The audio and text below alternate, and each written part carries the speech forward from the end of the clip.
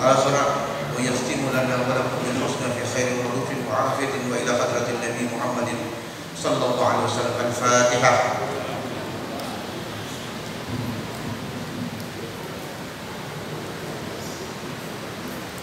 بسم الله الرحمن الرحيم. السلام عليكم ورحمة الله وبركاته. الحمد لله وشكر الله ولا حول ولا قوة إلا بالله. أشهد أن لا إله إلا الله وحده وأشهد أن محمدا عبده ورسوله ولا نبي بعده. اللهم صل وسلم على سيدنا محمد بن عبد الله وعلى آله وصحبه ومواله. أما بعد. Pertama-tama puja dan syukur kehadirat Allah Subhanahu wa taala, limpahan rahmat dan hidayahnya kepada kita semua. Kita dapat berkumpul, dapat menunaikan salat fardu maghrib berjamaah yang insya Allah nanti selepas acara Isra Mi'raj ini kita akan melanjutnya dengan salat Isya berjamaah. Demikian pula salawat dan salam teriring pula kehadiran Nabi tercinta, Nabi yang mulia, baginda Rasulullah SAW, baik kepada keluarga, para sahabat-sahabat beliau. Al-Muhtarimul Kiram, Sahibul Fadilah Al-Habib Hussein bin Ali Al-Habsyi yang kita hormati, semoga beliau diberi panjang umur oleh Allah Subhanahu wa taala. Allah jaga dan pelihara beliau sehingga beliau tetap berada bersama umat dalam menjalankan misi pendidikan dan dakwah. Bapak Imam, sahibul qiraah tadi yang sudah membaca zikir, para tokoh agama, tokoh masyarakat, mohon maaf tidak dapat kami sapa satu demi satu, bukan karena tidak mau, tapi karena memang belum tahu namanya masing-masing. Karena saya asalnya dari daerah Sulawesi Utara, Pak, tepatnya dari Kota Bitung. Alhamdulillah beliau Habib Hussein ini sudah pernah sampai ke tempat saya, dan tadi sengaja saya mengawalinya dengan mengirimkan Fatihah terkhusus kepada almarhum Al-Habib Syed Hasan bin Idrus Al-Habsyi, karena beliau beberapa Jumat yang lalu telah berpulang ke rahmatullah. Semoga almarhum diberikan tempat yang indah, dijadikan bersama-sama dengan para salafun saleh, dan insya Allah kita semua bila tiba saatnya, tapi kita mohon kepada Allah diberi panjang umur dan kesehatan, kita dikumpulkan bersama umat Rasul yang saleh dan salihah. Amin. Kabul bijahi Rasul. Bapak-bapak, ibu-ibu, jamaah hadirin hadirat yang saya muliakan, yang dirahmati Allah. Kalau saya mau cerita Isra Mi'raj tentang sholat, tiap tahun selalu kita dengar masalah itu. Ya, artinya bukan tidak boleh, sangat boleh. Tapi mari malam hari ini Al-Habib mohon izin Bib, saya ingin membawa sedikit berbeda versinya. Boleh? Baik. Dalam Al-Quran itu ada 114 surah. Diawali dengan suratul Fatihah, kemudian yang kedua suratul Baqarah, yang ketiga suratul Ali Imran, dan seterusnya sampai 114 Qul a'udzu birabbin nas. Betul? Baik. Ayat yang berbicara tentang Isra dan Mi'raj ada terdapat pada beberapa ayat di beberapa tempat dalam Al-Quran. Tapi yang masyhur setiap peristiwa Isra Mi'raj diperingati pasti surah Al-Isra ayat 1. Kan begitu? Nah, urutan keberapakah surah Al-Isra ini? Ia ada pada urutan surah ke-17. Tentu kalau kita berhitung-hitung ada namanya sebelum dan sesudah. Sebelum surah Al-Isra ada surah An-Nahl, surah yang ke-16. Sesudah surah Al-Isra ada namanya surah Al-Kahfi. Kalau kita menggunakan dasar atau pemahaman ilmu munasabah ayat, artinya hubungan antara satu ayat dengan ayat sebelumnya dan ayat sesudahnya. Itu ada satu cabang ilmu tafsir namanya ilmu munasabah ayat. Nah, kalau begitu, mari kita bertanya. Surah An-Nahl surah ke-6, 16. Surah Al-Isra surah ke-17. Sesudah 17 surah Al-Kahfi. Surah Al-Kahfi surah keberapa Pak? 18. Dan sesudah surah 18 ada namanya satu surah, namanya surah Maryam, yaitu yang ke-19. Kalau kita ingin mengkorelasi antara satu surah dengan surah yang lain, maka mari kita bertanya, adakah hubungan lebah surah An-Nahl dengan Isra? Tentu kita akan bingung, ya, apa hubungannya lebah dengan Isra? Kalau kita melihat peristiwa perjalanan Nabi dengan peristiwa Isra, kita kaitkan dengan Ashabul Kahfi, lebih bingung lagi. Betul tidak? Ashabul Kahfi kita hubungkan dengan sesudahnya lagi surah Maryam, akan lebih bingung lagi. Maka malam hari ini mari kita sama-sama bingung. Malam hari ini mari kita sama-sama bingung. Kenapa saya katakan mari sama-sama bingung? Karena kita golongan al-awam, orang-orang yang tidak begitu tahu dan begitu banyak pengetahuan tentang agama. Nah, kalau begitu, kepada siapakah kita akan menjadikan kiblat ilmu itu? Tentu al-ulama warasatul anbiya. Ulama itu pewaris para nabi. Jangan bertanya di Google. Google itu bukan guru. Google itu pembantu. Dia hanya bantu kita untuk mencari informasi. Tapi abad 20 ini, 21 ini, Google berubah menjadi Kiai Haji Al-Google. Makanya banyak pemahaman muncul, mulai satu dengan yang lain, mulai berbeda pendapat, dan itu sering terjadi di warung kopi. Betul? Mereka bahas di tempat-tempat berkumpul, mereka bahas agama dari mulai tanah yang paling di bawah sampai Sidratil Muntaha. Datang sholat asar, mereka semua tidak sholat asar. Ada begitu? Jangan bilang banyak Pak, bilang saja ada. Karena kalau banyak berarti orang masuk di situ. Kalau bilang ada berarti ada. Soal banyaknya itu urusan belakangan nanti. Kita kembali lagi.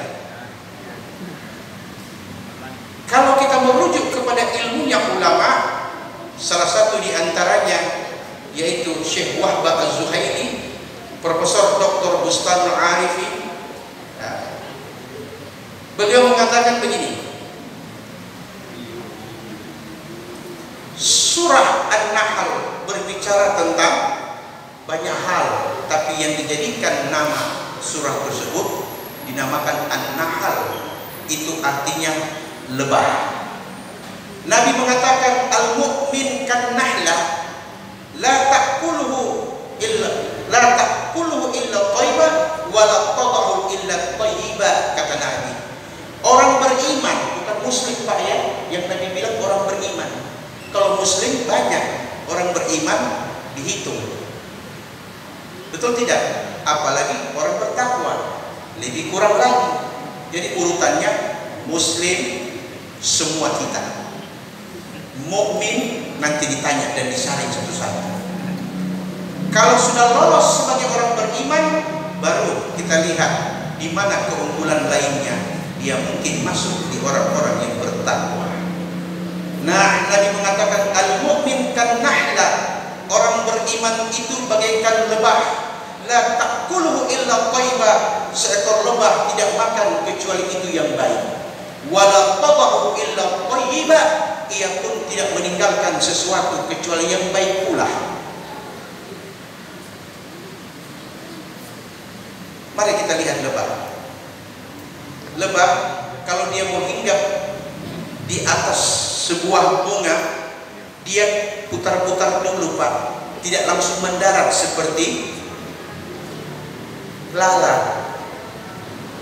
Dia putar-putar dulu, putar, baru dia turunkan dia punya kaki perlahan-lahan, kemudian dia hinggap di butik sari tanpa merusak butik sari tersebut. Kemudian dia mengambil nektar bunga dengan lidahnya dengan cara berhati-hati. Dan ingat, lebah hanya mau makan nektar bunga, dia tidak mau makan seperti caranya seekor lalat. Orang mukmin begitu. Dia tidak akan mungkin makan sesuatu kecuali sesuatu itu yang baik, halal, walaupun nanti untuk orang bertakwa tidak mau makan yang halal. Orang bertakwa, Pak, dia tidak mau makan yang halal. Kenapa? Karena yang halal itu masih kotor. Buktinya zakat itu dikeluarkan dari harta yang halal. Kenapa? Tutahhiruhum wa tuzakkihim biha, kata Quran. Dengan keluar 2,5% itulah jiwa dan hartamu Allah sucikan.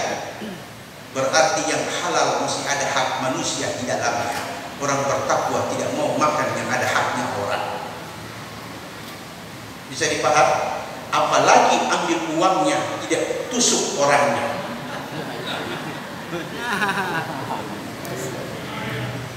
Itu mengambil hak orang tapi tidak memenuhi tuntutan.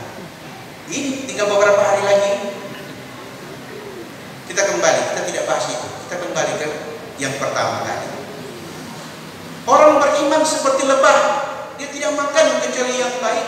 Pun kalau dia hinggap di bunga, dia turun secara perlahan-lahan dengan satu harapan, jangan merusak bunga, apalagi merusak sumber makanannya, yaitu butik sari bunga. Tapi subhanallah, ketika dia telah mengambil apa yang dia inginkan dari butik sari bunga, tanpa sengaja butik sari menempelkan benih-benihnya di telapak kaki lebah tadi, maka berpindahlah lebah tadi ke butik sari bunga yang lain. Ternyata take and give terjadi. Dia mengambil nektar bunga sekaligus juga membantu penyerbukan bunga dengan mengawinkan melalui kaki lebah yang ada butik sarinya.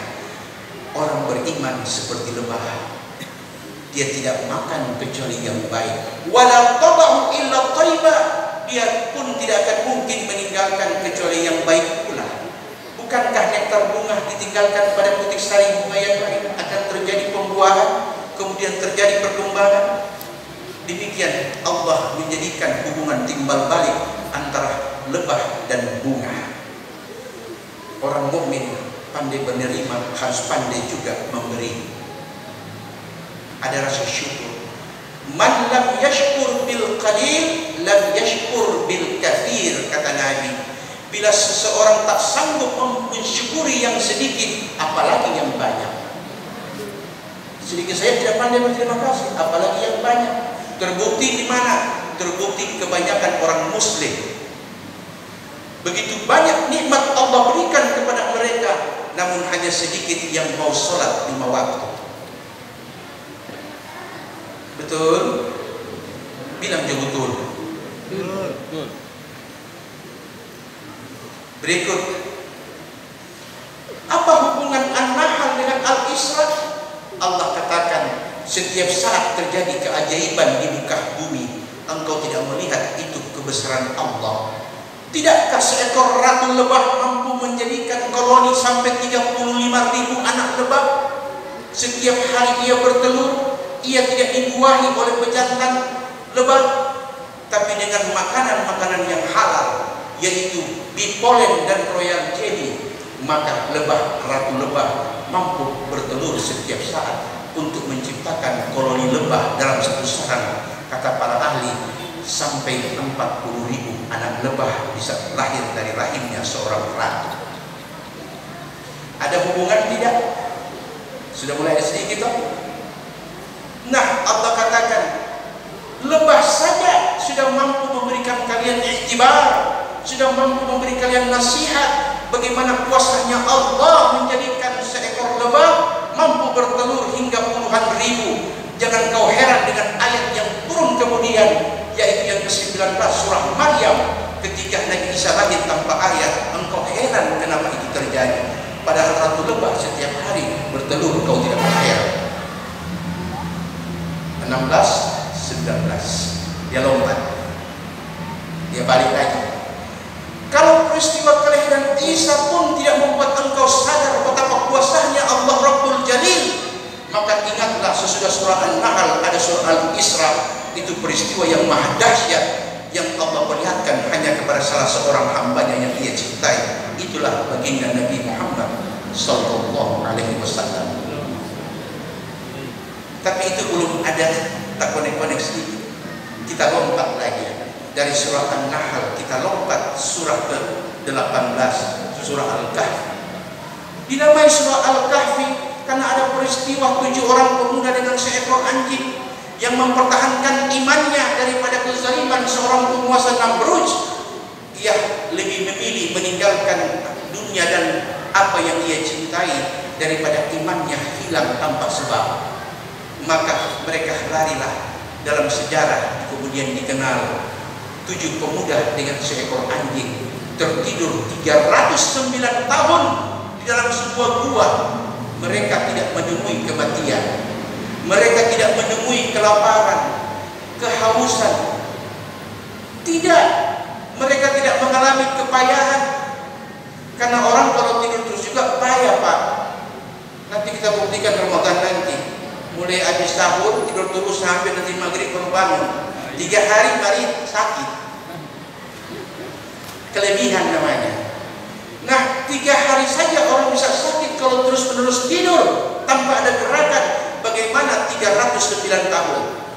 Anda bisa bayangkan, ada orang mati bukan karena capek, tapi ada orang mati karena terlalu banyak tidur. Maka Allah mengatakan peristiwa yang terjadi setiap saat seperti ini pun seperti lebah tadi tidak membuat engkau kagum betapa kuasanya Allah. Maka Allah jadikan peristiwa yang terjadi di muka bumi walaupun hanya sekali, namanya peristiwa Ashabul Kahfi, pun tidak membuat engkau sadar wahai manusia. Maka Allah akan mengutus Nabi akhir zaman yang dekat dengan mutak, dengan peradaban, dan dekat dengan yaumul qiyamah. Maka Allah perlu mempersiapkan mental seorang Nabi, karena yang dia akan hadapi umat yang berpikir sebelum beriman. Orang dulu percaya dulu baru berpikir, tapi umat Nabi tidak. Dia pikir dulu baru dia bilang nanti. Kalau bagus kita percaya, kalau tidak ya nanti bagaimana nanti. Kan begitu. Saya tanya, saya kasih bukti. Kenapa Bapak sholat? Kenapa Pak sholat? Jawaban kita, ya perintah agama. Kenapa kalau tidak sholat? Kafir. Kalau kafir kenapa? Neraka. Berarti kita ibadah selama ini karena takut dengan neraka. Terus kalau kita sholat kenapa? Ya pahala. Dengan pahala untuk apa? Ya untuk ditimbang di yaumil mahsyar. Kalau ditimbang untuk apa? Ya ke syurga. Kan begitu. Jadi yang sholat berharap surga, yang tidak sholat tidak takut neraka. Mari kita lihat bagaimana orang bertakwa mencermati perintah agama. Rabi'atul Adawiyah, seorang sufiyah, seorang waliyah yang dikenal keilmuan dan kesalehannya, ia berucap ketika selesai beribadah dalam kepayahan kepada Allah. Dia angkat tangannya dan berkata, Ilahi, in kuntu a'buduka tama'an li jannatik fahrimniha. Tuhanku, bila ibadahku ini hanya karena berharap dengan syurga-Mu, maka haramkan surga itu untukku, wahai Allah. Wa in kuntu a'buduka khaufan min narik fa'alqiniha. Tetapi sekiranya aku beribadah kepada Engkau hanya karena takut dengan api neraka-Mu, masukkan aku ke dalam api neraka-Mu. Itu lebih aku sukai daripada aku beribadah karena berharap sesuatu. Ilahi, in kuntu a'buduka liwajhikal karim faghfir li dzunubi. Tuhan, tapi kalau ibadahku ini hanya karena berharap ridha dan cinta-Mu, maka berikan keridhaan dan cinta-Mu. Aku lebih baik menempati neraka-Mu dengan ridha dan cinta-Mu daripada daripada aku menempati surgamu dengan ketidakridhaanmu ya Allah. Ini ucapan orang yang mempunyai tingkat iman sempurna.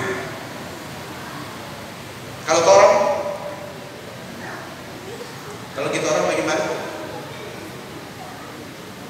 Antara maghrib dan isya, selesai maghrib, selesai isya, pulang.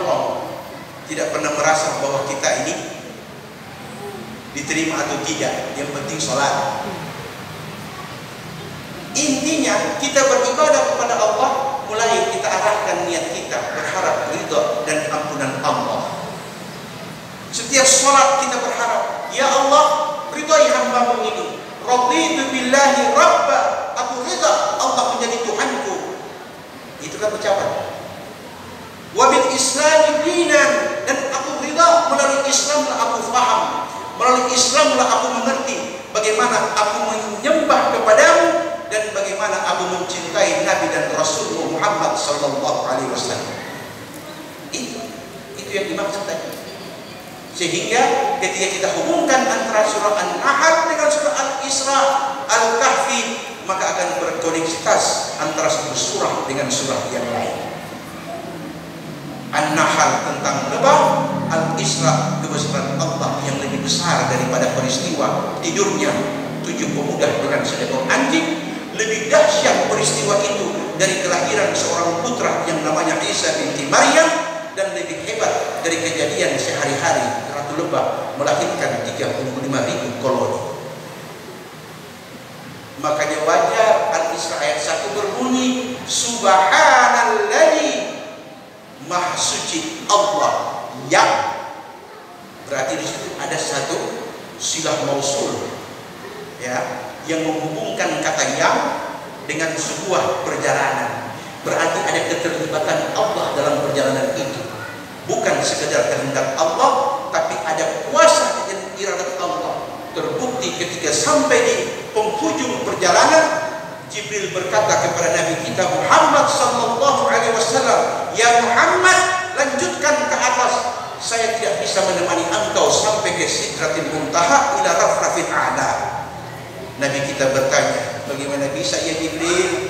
Jibril bilang, kalau saya paksa, saya hancur sebelum menemui Rabbul Jalil. Terus bagaimana? Hebat mana Nabi kita dengan Jibril? Kuat mana Jibril dengan Nabi kita? Pasti logika akan mengatakan Jibril lebih kuat dan lebih baik daripada Nabi kita. Tapi terbukti ketika berhadapan dengan Allah Rabbul Alamin, di situ baru disadari ternyata malaikat Jibril ada di bawah telapak kaki Nabi kita Muhammad sallallahu alaihi wasallam. Sallu ala Nabi Muhammad. Allahumma shalli wa sallim. Bapak Ibu jamaah yang saya muliakan yang dirahmati Allah. Profesor Dr. Bustanul Arifin, beliau memberi analogi ilustrasi bagaimana Isra Mi'raj itu bisa dipahami dengan logika. Walaupun jangan dipaksa, agama itu harus masuk akal dulu baru ada kewajiban. Banyak di antaranya Nabi mengatakan la dina liman la aqla lahu, tidak sempurna agama seseorang kalau akal ia tidak gunakan. Benar. Betul tidak? Benar. Quran terlalu banyak ayat-ayat Quran berbicara afala ta'qilun, afala tatafakkarun. Apa engkau tidak berakal? Apa engkau tidak berpikir? Quran sendiri yang memotivasi manusia untuk berpikir dan berakal. Terus bagaimana peristiwa Isra Mi'raj di luar akal? Nah, tentu harus dipahami dengan iman. Jadi ketika peristiwa Isra Mi'raj kita peringati, yang kita harus tanya adalah bukan bagaimana peristiwa itu terjadi. Jangan. Kalau Anda bertanya bagaimana peristiwa Isra Mi'raj terjadi, maka akal pasti akan kita gunakan untuk memahami bagaimana peristiwa itu dia berlanjut dan terjadi. Tapi yang harus kita tanyakan adalah untuk apa Isra dan Mi'raj tersebut. Nah, ada dua hikmah. Yang pertama, Allah ingin menghibur nabinya karena peristiwa Isra dan Mi'raj terjadi pada tahun kesedihan, disebut dengan Amul Husni, tahun kesedihan. Banyak musibah yang datang kepada Nabi. Allah yang memuji, Allah pula yang menghiburnya. Maka penghiburan Allah terbesar bagi Nabi kita Muhammad SAW, yaitu beliau diundang ke langit untuk bertemu sang pemilik langit dan alam semesta. Apa yang terjadi? Sampai di hadapan Allah ia berkata, At-tahiyatul mubarakatus sholawatu thayyibatu lillah. Penghormatan, pujian, sanjungan, apapun itu hanya milik Engkau ya Allah, karena Engkaulah sumber segala keberkahan, dan daripada Engkau segala kebaikan Engkau turunkan kepada makhluk. Tapi ternyata ucapan ini dijawab oleh Allah, Assalamu alayka ayuhan nabi wa rahmatullahi wa barakatuh. Bayangkan, kedamaian, kesejahteraan, keselamatan untukmu wahai Nabi. Bahkan tidak itu saja, rahmat dan berkahnya Allah untukmu, yang berkata, yang punya salam, yang berucap, yang punya berkah, yang berkata, yang punya kebajikan, menyampaikan kepada yang ia cintai. Assalamu alayka ya Nabi Allah. Nabi adalah seorang pilihan, Rasul yang dipilih langsung oleh Allah. Ia tidak lupa diri, ia tidak sombong, pongah dan congkak. Dia tahu salam ini tidak melalui Jibril. Selama ini Quran turun melalui Jibril, tapi ketika datang salamnya Allah, langsung berhadap-hadapan Allah dengan yang dicintainya Nabi kita. Nabi mendapatkan salam, berkah dan rahmat langsung dari pemilik alam semesta. Apa Nabi berkata? Wa alaina wa ala ibadillahi shalihin. Untuk kami itu ya Allah, tapi untuk hamba-hambamu yang saleh juga, semoga salammu, rahmatmu dan berkahmu tercurah kepada mereka pula. Bisa dipahami? Isra dan Mi'raj bukan bagaimana terjadi, tapi untuk apa itu terjadi. Sebagai penutup akhir, saya ambil ilustrasi Profesor Dr. Bustam Arifin mengatakan, seekor lebah dia terbang. Kita kan tahu lebah ini kalau terbang hanya beberapa ratus meter, Pak. Kemampuan terbang lebah paling top itu 800 meter kata para ahli biologi. Dia terbang maksimal turun, mau sambung ambil napas lagi ulang. Cuma 800 meter, Pak. Tiba-tiba dia hinggap di pundaknya seorang penumpang pesawat Boeing 747. Penumpang ini rupanya mau pergi ke Singapura, orang tajir. Pagi hari naiklah penumpang tadi, tanpa sadar di pundaknya ada seekor lebah.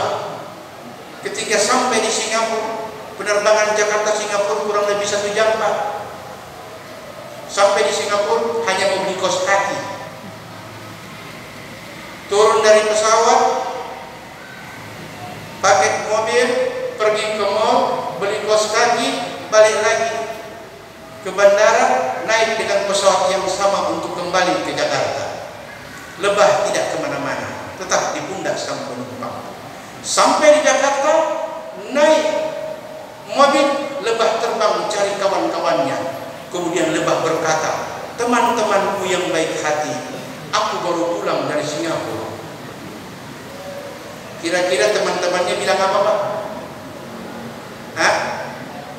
Teman-temannya bilang, tunggu dulu, anak tahu ente ini belum minum obat.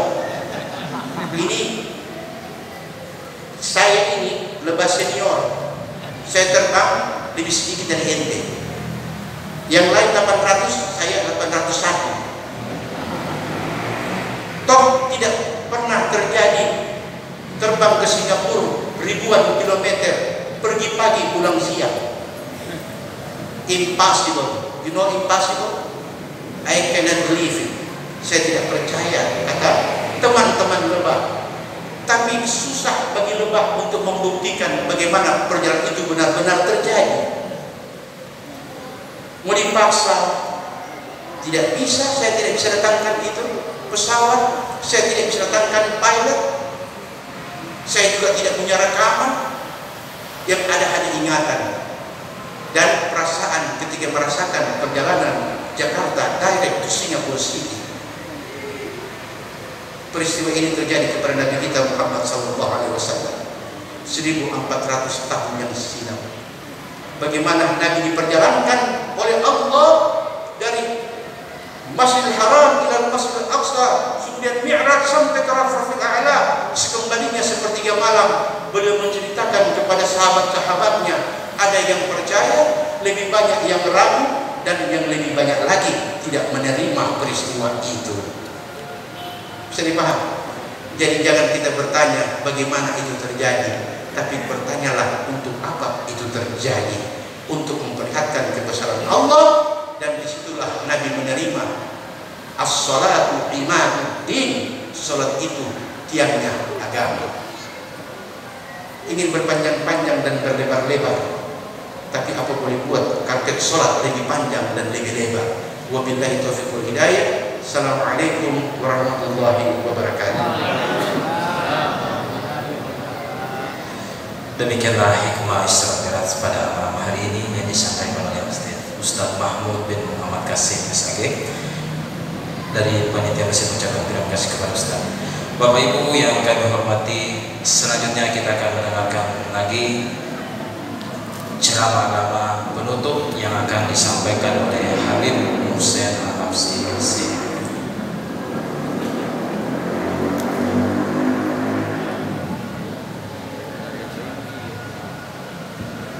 Assalamualaikum warahmatullahi wabarakatuh. Alhamdulillah al-qail hafidhu ala salawat wa salatul wusta wa qumulillahi qanitin wassalatu wassalamu ala asyrafil anbiya'i wal mursalin sayyidina Muhammadin al-qail as-salatu mi'rajul mu'minin wa ala alihi wa sahbihi wa man tabi'ahu bi ihsan ila yaumil qiyamah. Alhamdulillah, bersyukurlah segala puja dan puji kita panjatkan hadirat Allah Subhanahu wa taala, yang mana pada malam ini kita masih diberi kesempatan bertanya oleh Allah sehingga berada di masjid yang berkah tadi kita bersama-sama berzikir dan mendengarkan tauhiyah, penjelasan tentang Isra dan Mi'raj. Salawat dan salam kita selalu untuk kepada junjungan Rasulullah SAW dan kepada para sahabatnya, kepada keluarganya, dan kepada mereka yang tidak Rasulullah SAW sampai akhirnya. Para hadirin hadirat jamaah salat maghrib isya yang dimuliakan oleh Allah Subhanahu wa taala. Tadi kita telah dengarkan penjelasan tentang Isra dan Mi'raj. Masya Allah, luar biasa ini. Cuma saya tambahkan sedikit saja. Apa yang kita dapatkan dari Isra dan Mi'raj ini tidak lain dan tidak bukanlah sesuatu yang luar biasa. Ini Rasulullah tadi diisrakan ini, dia tujuannya untuk bagaimana untuk menenangkan Rasulullah. Rasulullah ini kena musibah dengan cobaan-cobaan yang besar. Tidak ada lagi orang yang dicoba seperti Rasulullah SAW. Tidak ada. Akhir dicoba, diuji atau diberi cobaan dengan meninggalnya dua penopang kehidupan dia, pamannya dan istrinya. Ini dua orang ini, ketika dua orang meninggal sampai ke dalam 1 tahun, namanya sampai dinamakan Amul Huzni, tahun kedukaan. Saya saja baru-baru di perjalanan saya punya Ipar Hasan itu seperti saya punya itu. Jadi kalau kita ditimpa suatu, ada apa-apa lebih sedikit ya, kita ditimpa suatu musibah yang besar. Ini seperti waktu meninggal Rasulullah SAW, salah satu ahli syair bangsa ya, Hasan bin Thabit, penyair Rasulullah SAW, dia menyifatkan bagaimana Rasulullah SAW ketika meninggal itu. Dia menyebutkan warahu bihusnin laysa fihim nabiyyuhum wa qad wahanat minhum dhuhuruhu wa 'adadu. Mereka setelah kembali dari pemakaman Rasulullah, ini sahabat Nabi setelah pemakaman Rasulullah itu kembali, mereka kembali dalam keadaan sedih. Wa qad wahanat minhum dhuhuruhu wa 'adadu. Dia bilang dia punya tulang-tulang seperti mereka loyo, tidak ada kekuatan. Jadi mereka mengumpulkan kekuatan mereka dengan dikuburnya Rasulullah itu, kekuatan mereka sudah kuat. Dan memang begitulah sahabat Nabi ini dengan Rasulullah itu luar biasa. Kalau masih ada Rasulullah masih senang. Begitu Rasulullah meninggal habis kekuatan. Karena Rasulullah punya keilmuan. Begitu saya rasakan sedikit waktu meninggalnya Nabi Hasan ini, saya rasakan seperti dan begitulah kalau orang baik meninggal ini. Nah, yang saya ingin terangkan, ketika kita dalam keadaan musibah begini, musibah apa saja menimpa sama kita. Ini kalau kita tidak ada fondasi, tidak ada kekuatan, ini bahaya. Nah, oleh karena itu kita dikasih hadiah oleh Allah. Sebagaimana Rasulullah ketika habis meninggal pamannya, meninggal istrinya, dibawa sama Allah, diajar. Ada yang yang mari kita tahu namanya taunya Allah lah ya. Nah, tak diangkat ke Isra, perjalanan Isra yang diterangkan tadi, perjalanan yang tidak masuk akal. Tidak masuk akal ini. Perjalanan 2 jam ke Masjidil Aqsa, makruh meter ini makruh. Tapi dikasih buktinya mungkin Ustaz barangkali lupa. Rasulullah waktu dibilang sama mereka, dari Makkah ente pernah, Rasulullah belum pernah ke Baitul Maqdis. Tapi orang Quraisy yang sudah pernah ke Baitul Maqdis, Muhammad kalau ente pernah memang betul-betul pernah ke Baitul Maqdis, berapa itu masjidnya, berapa jendelanya, berapa ini? Dorang tanya kalau memang betul ente coba ente jawab. Dan dorang tahu Rasulullah belum pernah ke Baitul Maqdis, Masjid Al-Aqsa. Berapa dia punya jendela? Rasulullah Allah kasih turun, kasih lihat seperti kita sekarang ini. Apa itu? Rasulullah Allah kasih lihat, Rasulullah itu dia punya jendela ada 3, dia punya ini ada ini. Oh, dia tahu semua rupanya mesti dari sana. Nah, betul dari sana dia. Sehingga tidak bisa berobat. Berarti ini betul ini. Coba karena mereka masa tidak mungkin ada orang ke sana, tapi dijelaskan sama Rasulullah semua pertanyaan mereka dijawab. Sehingga Rasulullah bilang nanti akan nanti kafilah. Kemarin sudah dalam perjalanan ini betul ketika muncul kafilah. Akhirnya mereka meminta, ya Muhammad kalau memang betul-betul kau ini kan perbuatan yang tidak masuk akal semua. Kalau memang kau betul-betul nabi dan betul-betul coba kau belajar bulan.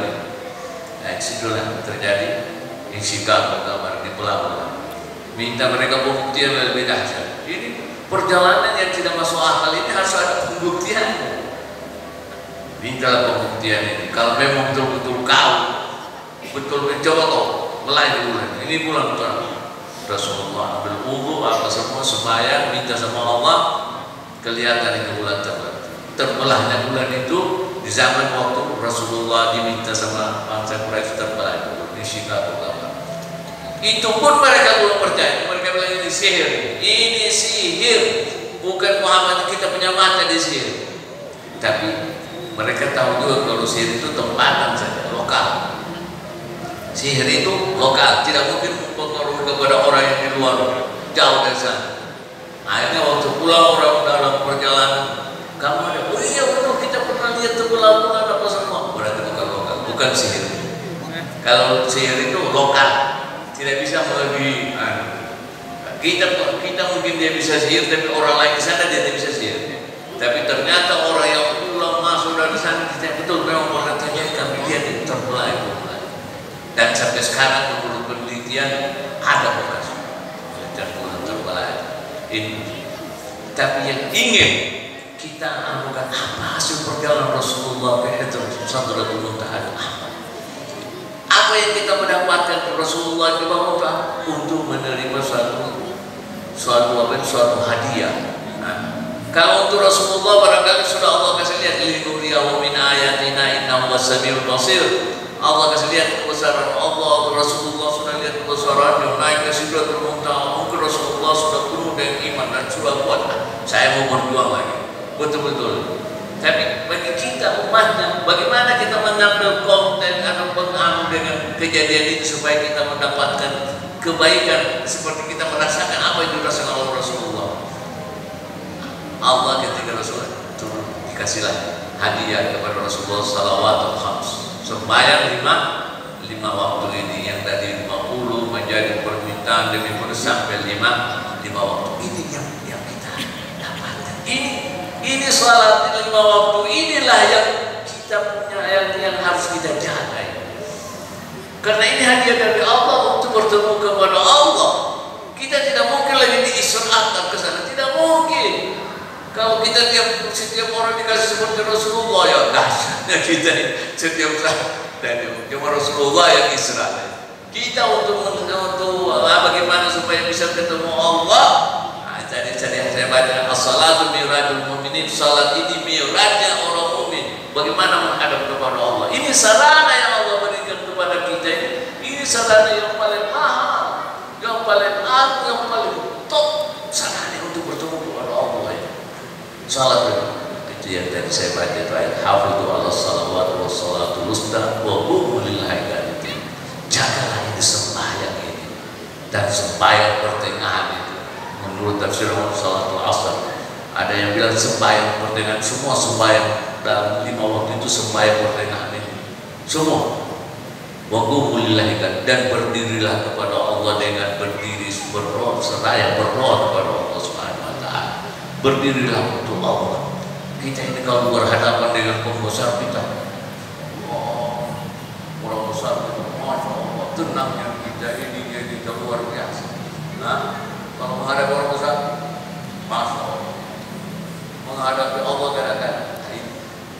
Kalau kita mau pelajari sholat ini penuh dengan maknanya luar biasa. Dan ini sholat bukan buatan manusia. Bukan buatan dari Rasulullah, ini dari Allah. Istawu wa'tadilu yarhamni wa yarhamkumullah. Luruskan dan rapatkan sabda. Masya Allah, perintah untuk rapatkan sabda. Nah, ini ya, semua dalam ketentaraan itu diajarkan. Coba sebelum lapor kepada presiden apa semua harus rapi dulu. Dan begitu salah. Rasulullah tidak memulai salat kalau belum rapi. Dia pikir lurus. Kita menghadap kepada Allah. Dalam menghadap kepada Allah harus rapi serapi-rapinya. Kemudian ketika kita menghadap mau masuk salat, Allahu Akbar. Allah yang Maha Besar. Ya Allah, Ente yang Maha Besar. Artinya sebutan kita ini Allahu Akbar bukan cuma di mulut. Jangan cuma keluar di mulut Allahu Akbar, tapi di hati kita Allah kecil. Tidak boleh. Betul-betul yang besar ini Allah ini. Ini mulut ini, lafaz ini. Nah, ini kalimat yang keluar ini yang dari hati, keluar dari hati. Ketika kita mengucap Allahu Akbar, itu kalimat Allahu Akbar itu bukan cuma keluarnya dari hati. Ya Allah, Engkau yang Maha Besar, ya Allah. Yang lainnya disebut semua, dunia semuanya. Oleh karena itu ketika kita mengucapkan Allahu Akbar, kita punya hati, pikiran, talafuz kita itu menuju kepada Allah. Itu yang namanya khusyuk. Jangan kita bilang Allahu Akbar kemudian kita bayangkan di sini presiden di sini, bukan Allah besar seperti presiden yang besar. Ini yang kalau kita ini betul-betul sembahyang dengan cara yang dianugerahkan sama Allah dengan syariat luar biasa sembahyang. Dan ini pondobrak luar biasa. Kau coba belajar sembahyang. Allahu Akbar. Kemudian daripada itu kita baca Al-Fatihah. Al-Fatihah yang mananya saya sering terangkan mana Al-Fatihah. Baru Al-Fatihah Bismillahirrahmanirrahim. Oh, kalau saya terangkan barangkali tidak ada waktu. Saya biasa terangkan. Bagaimana Bismillah, Alhamdulillah, apa semua. Ini luar biasa ini mananya Al-Fatihah. Setelah itu Allah setelah baca Al-Fatihah, Allahu Akbar. Apa tanda rukuk? Tunduk. Iya Pak. Sama orang kita tunduk, sama Allah kita. Setelah itu Allahu Akbar, berdiri Allahu Akbar, ini kepala yang paling mulia tapi bawah. Artinya habis, khalas. Ya Allah sudah habis saya. Tiada sebenarnya sombong. Kenapa kalau manusia sudah taruh di bawah? Itu sudah tanda penyerahan yang paling rendah. Saya ingat satu kejadian, satu orang dia sudah bawa pisau. Ada satu orang depan saya gitu. Ini orang begitu dia ketemu orang ini, dia terus ambil dia pergi cium lagi. Cium, maafkan saya itu. Dia cium, ini orang bilang, kurang ajar kau. Kalau bukan model begini kau datang, pisau sudah melayang sama kau, saya cari-cari. Rupanya dicari-cari dia. Masalah sirri apa itu sirri? Malu. Kalau bukan begini kau punya bentuk datang sama saya, pisau ini sudah melayang sama kau. Tapi karena kau sudah begini tenang, dia pukul saya. Dari niat membunuh terus turun kepada pukul. Berarti persentase marahnya itu luar biasa turun. Karena datang dalam keadaan sudah siap menyerah. Manusia saja kita begitu menyerah, minta ampun dia maafkan, apalagi Allah. Kalau kita taruh itu di kepala kita, Allah tidak minta maaf sama kita. Pasti Allah lebih pemaaf dari manusia, dari Abu Dega yang tadi. Tadi ini dia bunuh. Begitu ini orang tunduk dia coba pukul, artinya turun persentasenya marahnya keluar biasa. Bagaimana dengan Allah apa? Karena itu Allah bilang, "Aqrabu ma yakunu ila ma yakunu ila abdi wa wasai." Saya paling dekat ketika dengan hamba saya itu waktu dia sujud. Waktu dia sujud paling saya dekat dengan hamba saya. Ini sujud dulu. Jadi gerakan sembahyang ini luar biasa, ini dahsyat.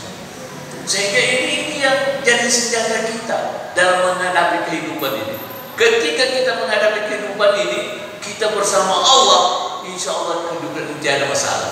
Inna Allah ma'alladzina taqwa walladzina.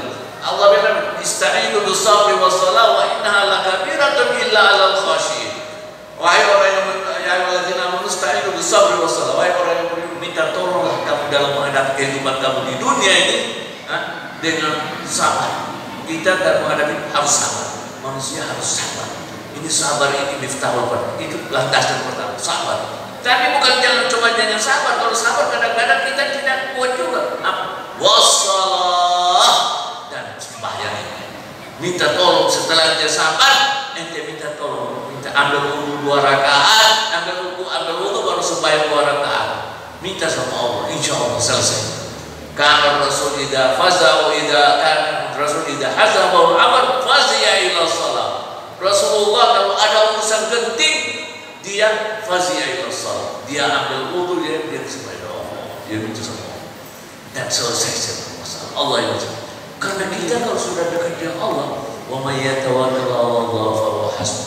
Siapa yang bertawakal bersandarkan kepada Allah, itu sudah cukup.